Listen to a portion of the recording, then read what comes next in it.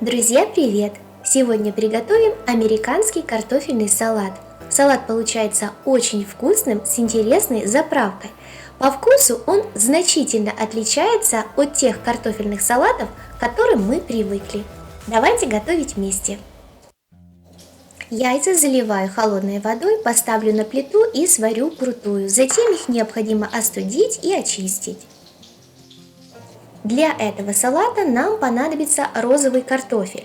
У меня мелкий, я его разрезаю на две части. Если у вас крупный, разрежьте его на несколько частей. Необычность этого салата в том, что картофель добавляет в салат, сваренный в кожуре. И тем самым салат приобретает совершенно другой вкус. Очень интересный. Ни в коем случае картофель не очищайте.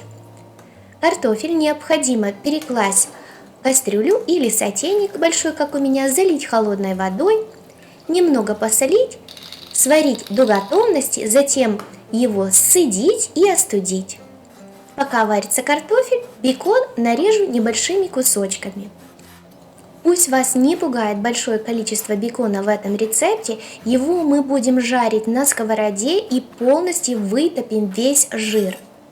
Перекладываю его на сухую сковороду и буду жарить до тех пор, пока бекон не превратится в чипсы и вытопится весь жир.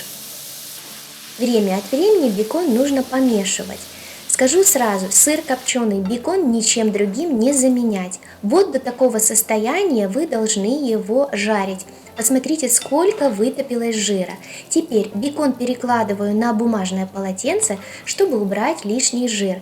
И обязательно из этого жира, который вытопился, нужно сохранить 2 столовые ложки, которые мы будем добавлять в заправку.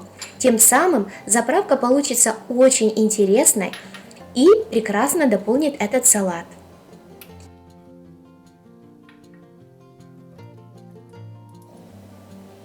Репчатый лук мелко нарежу.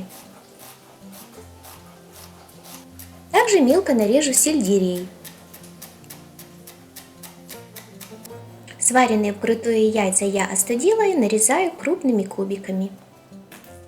Делаю заправку. В большую миску добавляю майонез, горчицу дижон, она у меня не острая, 2 чайные ложки сахара и 1 чайную ложку ровную соли. Добавляю жир, который вытопился из бекона, и все перемешиваю до однородности.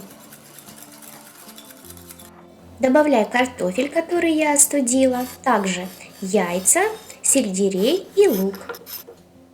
Все перемешиваю. И чуть не забыла о беконе. Он тоже у меня немного остыл. Добавляю в салат и перемешиваю. Салат готов. Как вы видите, все очень легко и просто. Получается, конечно, калорийно, как и все майонезные салаты, но безумно вкусно. Обязательно попробуйте и порадуйте своих родных и близких. Вот такая вот красота у меня получилась. Готовьте только с удовольствием, и у вас обязательно все получится. Если вам понравилось это видео, ставьте лайки, пишите комментарии, подписывайтесь на мой канал, если вы еще не подписаны. Ну а я желаю вам приятного аппетита и хорошего настроения. До новых видео, всем пока-пока!